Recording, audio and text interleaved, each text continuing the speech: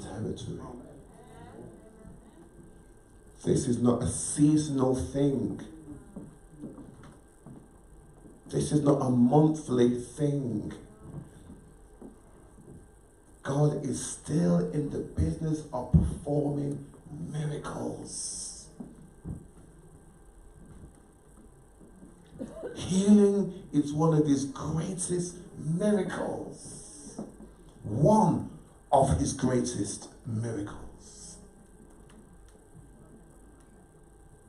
Gavin is set free in Jesus' name. We're speaking that as his family over his life right now in Jesus' name.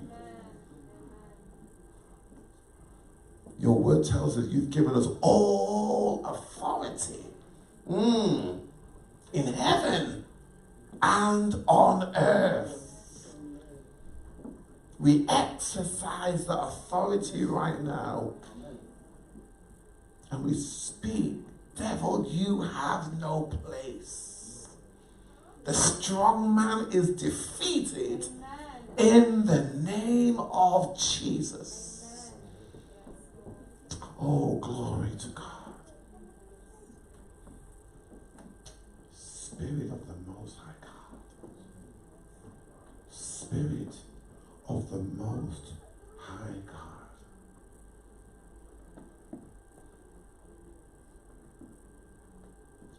I was in worship yesterday morning. You can take your seats. I was in worship yesterday morning and there was a song that I hadn't heard before, but the words jumped out and it seems very applicable to say those words now. And once I say it, I want you to repeat it after me once I am who I am. Because the I am tells me who I am. I need to say that again. I am who I am. Because the I am tells me who I am. I need you to declare that over your life.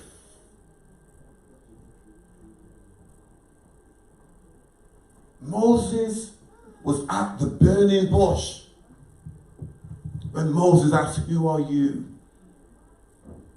Tell them that I am the I am. Oh, hallelujah. I am the one who's sent. He is the I am in your life today. I am that I am.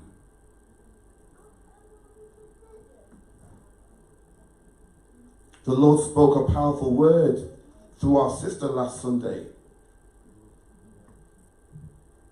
Speak. Use your mouth. Declare miracles will take place in your life. But you have to open your mouth. Sometimes you go to churches where they tell you, oh, just be quiet, just be silent. Sometimes you need to open your mouth and speak that thing. And see the miracle come to pass in your life. You've been given all authority in heaven and on earth. You know something? Research shows that you need to hear some things at least 7 times. I probably need to hear it 10, 15 times. But they tell us that you need to hear things at least 7, 8, 9 times. And there's a scripture that we've been using for the last however many weeks. Joshua chapter 1 verse 3. And I've been praying that this verse resounds in your life. That you're walking out this word every day of your life. Every place that the sole of your feet will tread upon, I have given you.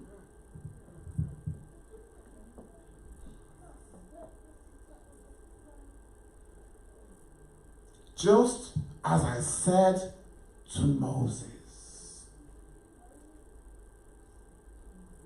Every place, not some places. What are the areas in your life that you need to command and come into order in your life? God has given it to you.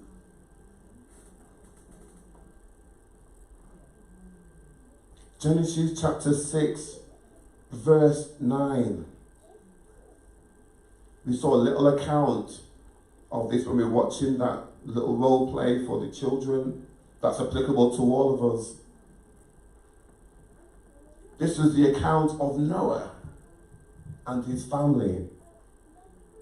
Noah was a righteous man, the only blameless person living on the earth at the time. And he walked in close fellowship with God.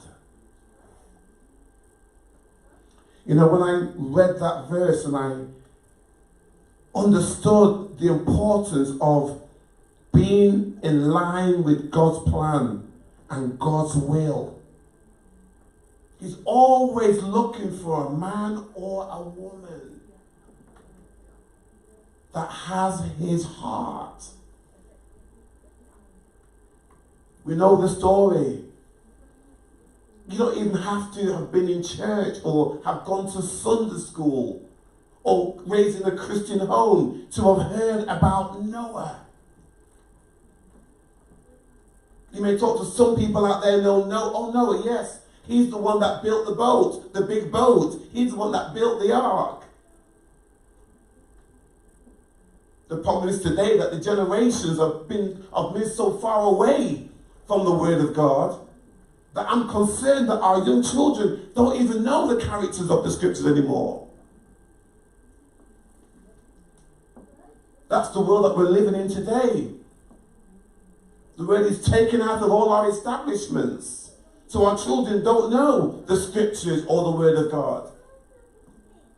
But many people know who Noah was and what he did.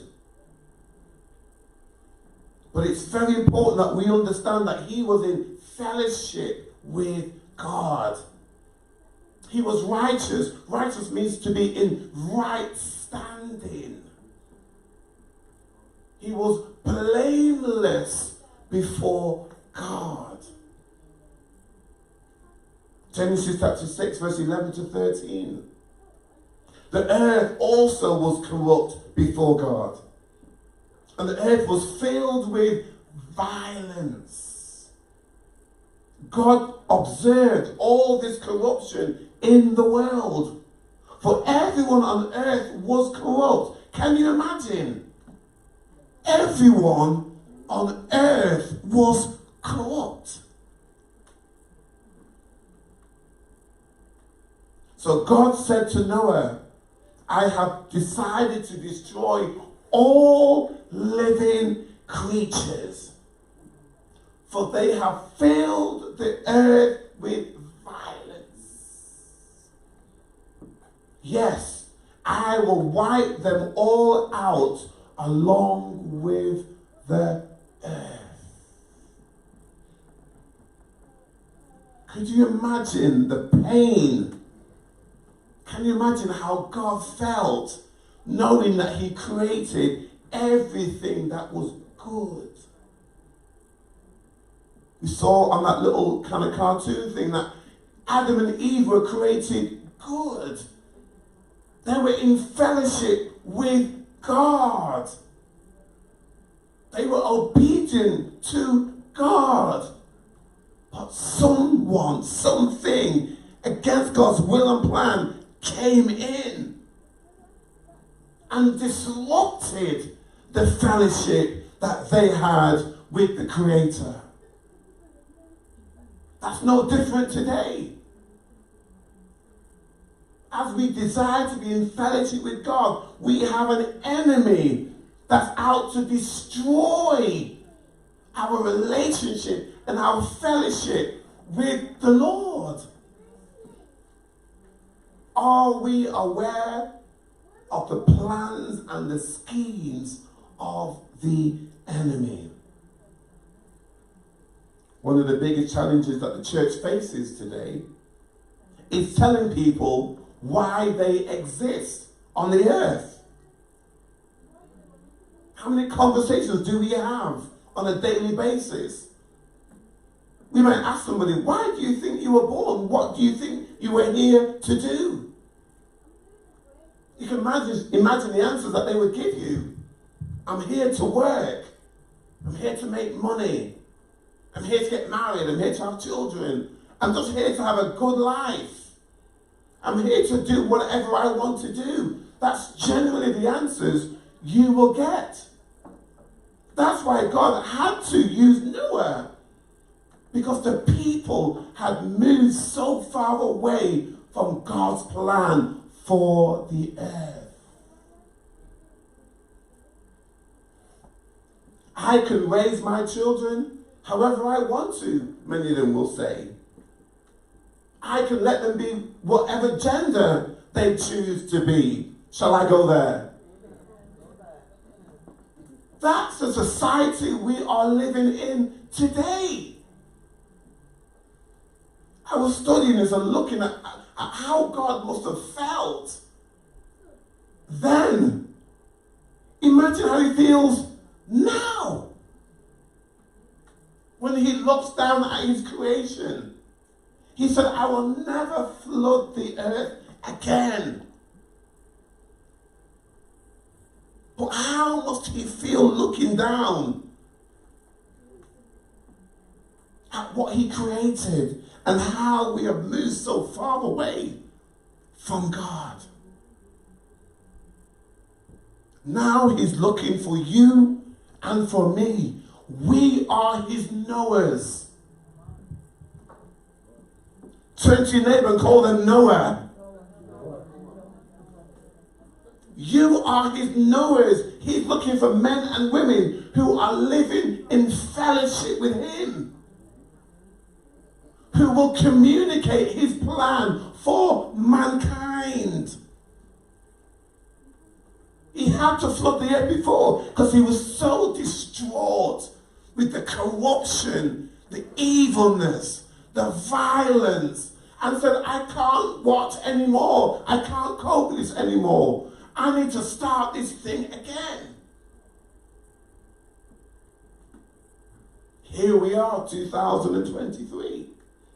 Look at the state of the world. Look at the mess that is in. But where are the Noahs?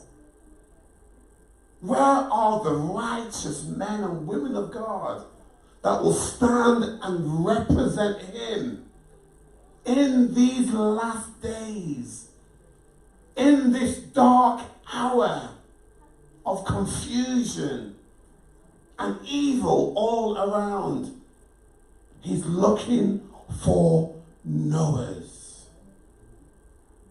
So Noah was told to build the ark, a big boat, because a flood was coming that God had caused because of how mad and upset he was with the wickedness, evilness, and corruption that was taking place. Genesis chapter 6, verse 5 to 8 reads, Then the Lord saw that the wickedness of man was great in the earth, and that every intent and thought of his heart was only evil continually. And the Lord was sorry that he made man on the earth, and he was grieved in his heart. So the Lord said, I will destroy man whom I have created from the face of the earth, both man and beast, every creeping thing and birds of the air, for I am sorry that I made them. But Noah found grace in the eyes of the Lord. I want to jump down to Genesis 9 verse 11. This is key for all of us. Thus, I establish my covenant with you. Now you've got to get this, brothers and sisters here today. He wants to establish his covenant with us. God has a plan for mankind. When you are saved, thank you, son. When you are saved and you are set free and you know that you are a child of God, you are now in a covenant with your Father. Can somebody help me say amen? Amen. You're now covenanted. Nothing or no one can break that covenant. Oh, hallelujah. Someone's going to catch this. No one can break that covenant. It's sealed in heaven. You said yes to God's will for your life. You said, yes, Lord, you died on the cross to save me from my sins. Now I am free. I'm covenanted with you. But we cannot relinquish that right as sons and daughters of God and give it away. That's what the enemy wants to do.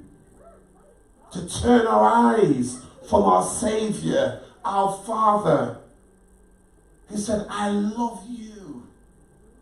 I have a plan for you.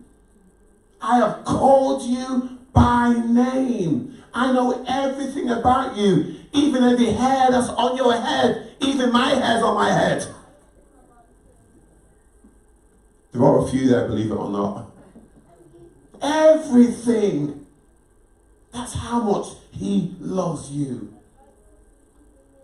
Again, we had a great time with the men yesterday for our breakfast. Wonderful time. We're always learning and growing. There's something special about men coming together and talking and sharing.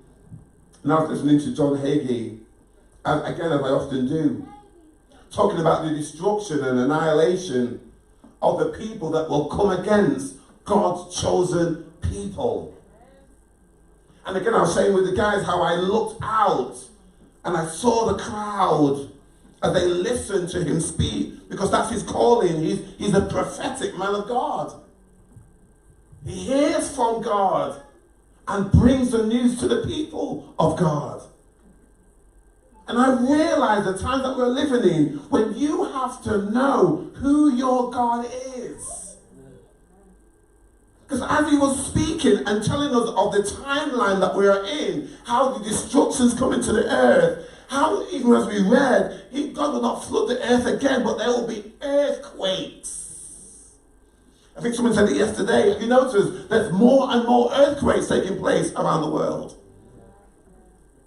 People that are enemies that are coming against the people of God in Israel as we speak now. But I just saw this picture. He was saying how the enemies of God are going to be swallowed up in the earth.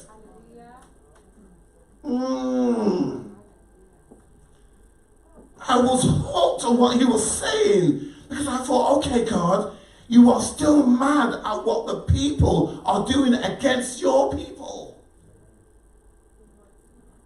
He said there will be hailstones that will come from the sky and crush every enemy of God. They will be swallowed up in the earth.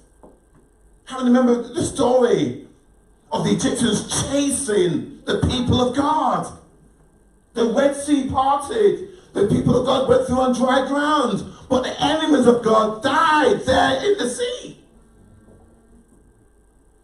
That's the same thing that's going to take place. And we're seeing it unfold in front of our very eyes. Listen, we have the word of God.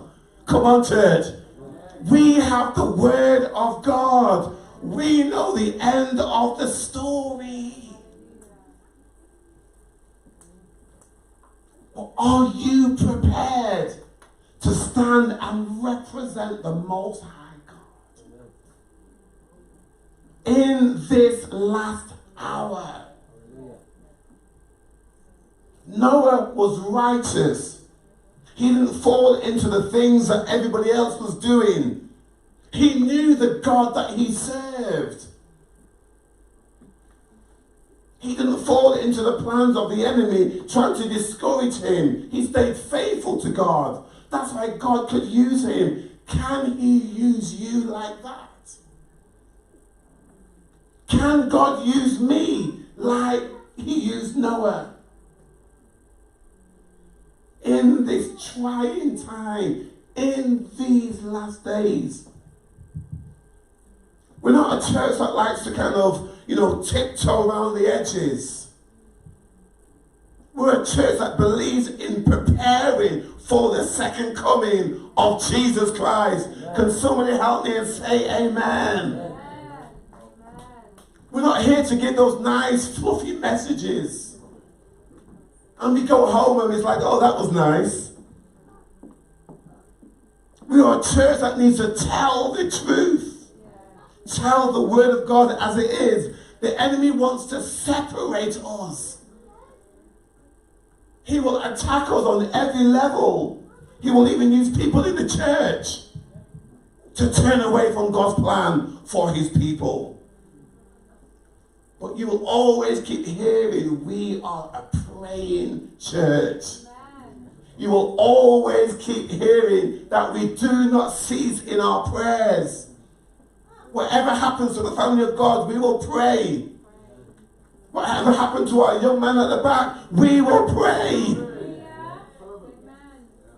We don't carry on as usual. We need to deal with the situation and silence the voice of the enemy. So we must continue to prepare for his return. Noah was just a man. Check this out. Noah was just a man. But he was perfect in his generation. Noah walked with God. Sometimes we look at ourselves and we say, oh, God can't use me. God can't use me. Maybe he can use that person or that person. Maybe they have the right credentials. Maybe they look a certain way. Maybe they speak a certain way. The Bible says Noah was just a man. That means every one of us can be used by God to do great things. Amen. Amen. Every single one of us, from the youngest, I'm losing my voice, pray for me, from the youngest to the oldest. God wants to use you and me. Because listen, we are at the end, believers. We are at the end. The end is drawing near. That's why we need to be knowers. We need to know who our God is. Genesis chapter 7 verse 9. 2 by 2 they went into the ark, male and female, as God has commanded Noah. And I need to touch on this. I need to touch on this. 2 by 2. Tell your neighbor, 2 by 2. Tell your neighbor, male and female. God is in the business of multiplication. He's in the business of addition. He's in the business of reproduction. The Bible doesn't say that 2 men went into the ark. The Bible doesn't say that 2 women went into the ark. The Bible said, Noah, bring your wife, your sons, and your wives. oh, someone's going to catch this. The times that we're living in are so corrupt. And God is saying, where are the people that will stand on the word of God? There's no such thing as Adam and Steve. Adam and Steve did not go into the ark. Tracy and Dawn did not go into the ark. They went with their husbands. If God had just brought the men into the ark, we would not be here today. Can I get real on this thing? If it was just the men or just the women that went into the ark, or just one kind of every creature, the creatures you see would not be here today. You and I would not be here today. God cannot reproduce from his own kind. He needs two people to come together. I would not be here if my mom and dad decided to, hello. There'd be no Colin. Put your name there. You would not be here. But we're living in a world today that says it's okay to live with your partner of the same kind. It's okay, it's fine. You know, do your own thing. That's why he flooded the earth in the first place. That's why he used Noah, because he was righteous to build the ark. Noah, get your family, get your wife, get your children. Because out of your children, I'm going to create a great nation of people. But here we are thousands of years later, and men and women have turned their back on God. They've turned away from the Creator and are forming their own Creator. They're worshipping their own gods with the small Jesus we heard last week. Their own gods. Corruption is all around us. God needs Noahs. He needs men and women that say, Lord, what do you need me to do? Because I know your heart is burdened for your people. What is my role in seeing your perfect will done? People say to me, oh, I don't know what my calling is. My God, once you are saved, you love the Lord with all your heart. All he wants you to do, to be in fellowship with him.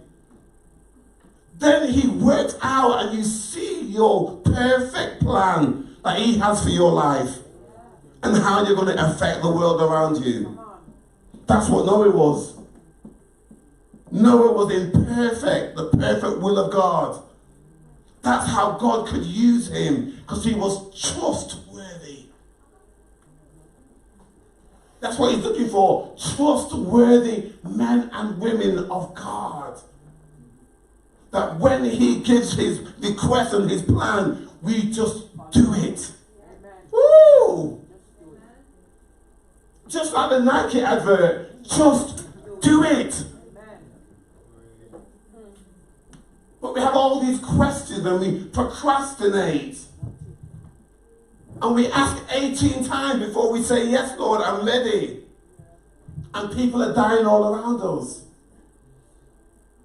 Noah was faithful. He was trustworthy. God could rely on him. That's why we are in this season and in this time right now. God looking down at the ones he can use. Again, looking at the world today and seeing the state of the world. Even looking at the situation in Israel and seeing the whole families displaced, losing their lives. In this conflict between Israel and Hamas and all the other nations, believe it or not. He's listening to a child that was settling down to watch her favorite program. Then suddenly terrorists break in and take the family away. This is happening on a daily basis. This is what persecution looks like. We can't be separated from the things because it's all the way over there. We are in a time of persecution today. God is angry at his creation today. If he thought he was angry then, he's angrier now. Where is the church? Is the church alive? Are we preparing for the end? Are we the people that say, Lord, you can use me? I want to play my part in pleasing you, God. There's so many lessons to learn from Noah. And the most important, I believe, was his obedience. He was obedient. He listened carefully to God's instructions. Again, I was listening to it and I was thinking, Lord, I desire to be obedient. But because Noah was in such close fellowship with God, God gave him specific instructions. Now watch this. When you are tight with God, when you are so close to God, he will only speak to you. He will give you specific instructions. Woo!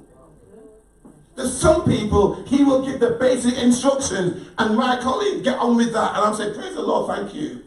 But some people, there'll be such a divine appointment. There'll be something intentional and specific that he wants to do through you. Watch this, and this is what Noah did. Genesis chapter 6, verse 14 to 16. It might not seem important to you, but it's very important to God. Build a large boat from cypress wood and waterproof it with tar, inside and out. Then construct decks and stores throughout its interior. Make the boat 450 feet long, 75 feet wide, 45 feet high. Leave it an 18-inch opening below the roof all the way to the boat, around the boat.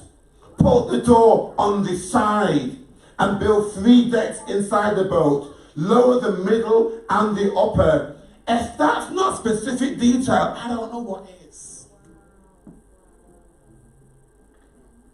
That's the same with your life. He has specific detail he wants to show you.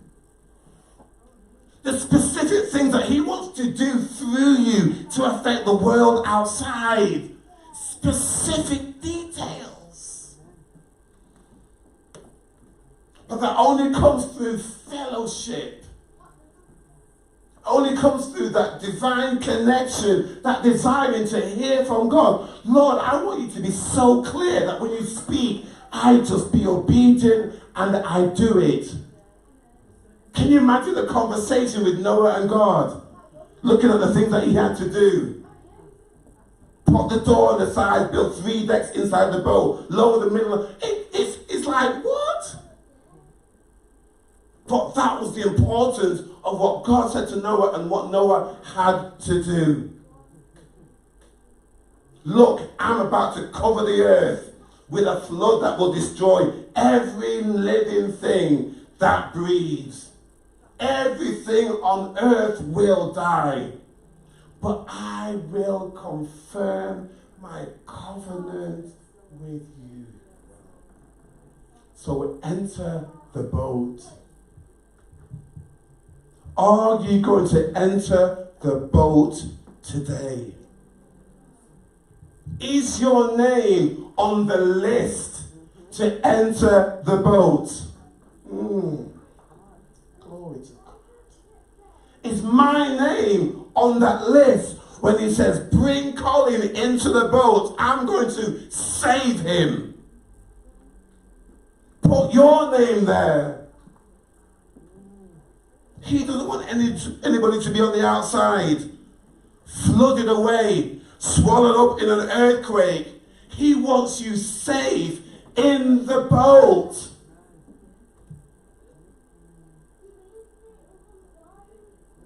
God wants your name written in lights in heaven, saved. You've got to be in the boat. We are called to enter the boat. This is a miracle. To enter into his rest. To live eternally with him. Heaven is our home. Can somebody help me and say amen? You are the miracle. You are the miracle of the second chance. Woo! You are the miracle of the second chance. God has given mankind another chance to do what pleases him. That's you and me. God said, for everyone on the earth was corrupt. And yes, there are evil men on the earth today. Greedy, cunning, liars, thieves, robbers on the earth today. But tell your neighbor, that's not me. Noah's family are our spiritual family. Woo! Because we came out of those that God said, bring them into the boat. Was it Shem, Ham, Japheth? Amen? Amen. They were his sons. They were in the boat with their wives. These are only the people that God saved. We've come out of that lineage. Wow. The God of the second chance. I want you to stand with me this morning just as I read this last part that came to me this week and close, and another time has really gone.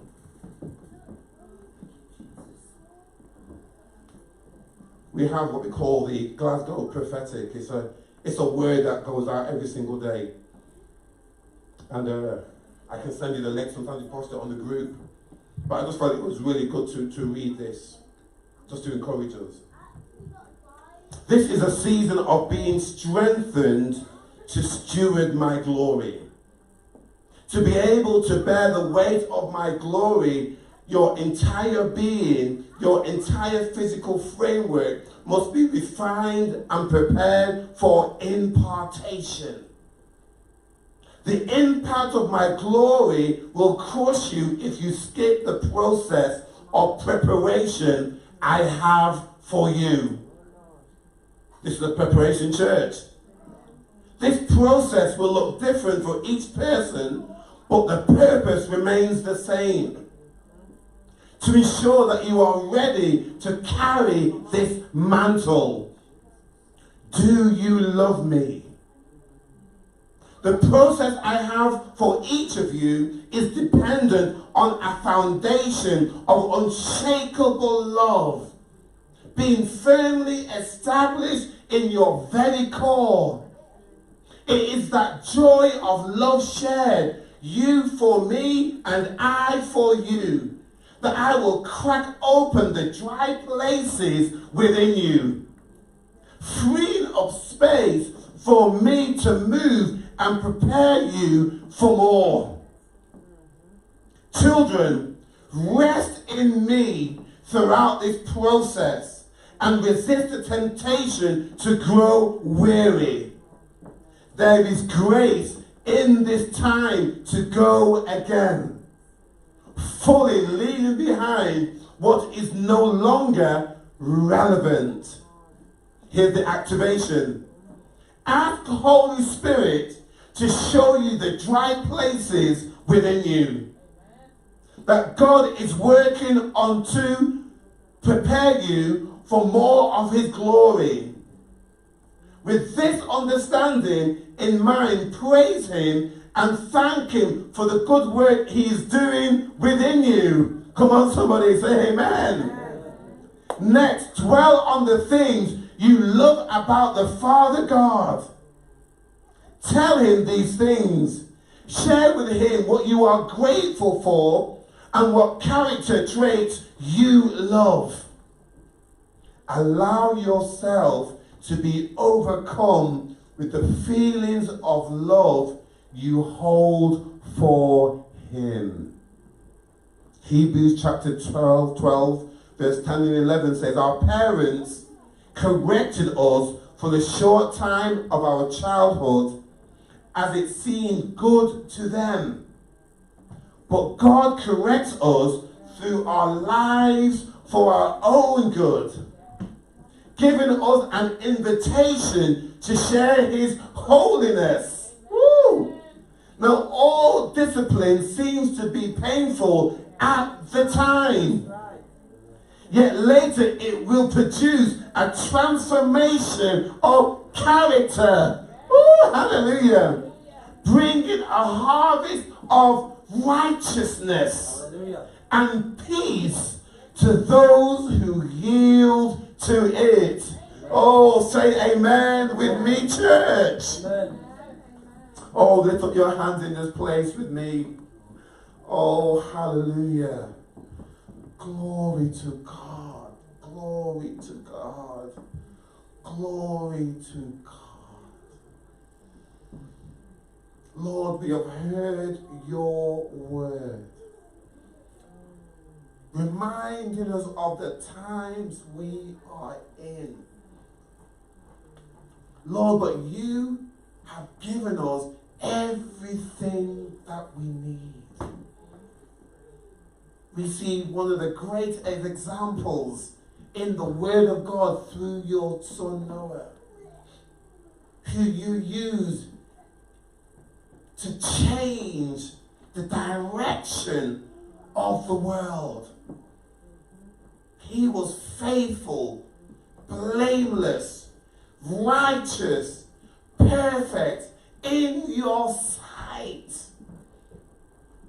Lord, you look down and you see the state of the world you created. How evil is ravishing and destroying people's lives minutely. Not even hourly or daily, minutely. People are losing their lives. But Lord, you are looking for righteous men and women of God that will say, here I am, Lord. Use me. Father, use my life to impact my environment, the people around me. I want my life to count. I want to make a difference. Speak that over your life, brothers and sisters, there this afternoon.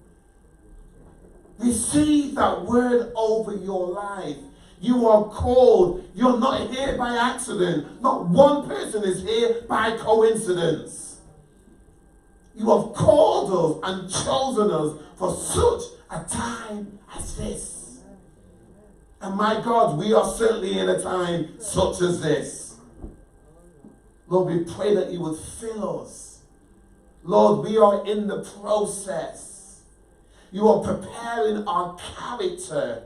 You are shaping us and molding us to be the people, God, that you want us to be. Lord, help us to realize that you're doing it in love because you love us. Just like we read that scripture, our parents rebuked us and shaped us in our early childhood years because they wanted us to grow up and to be the people that God, you want us to be.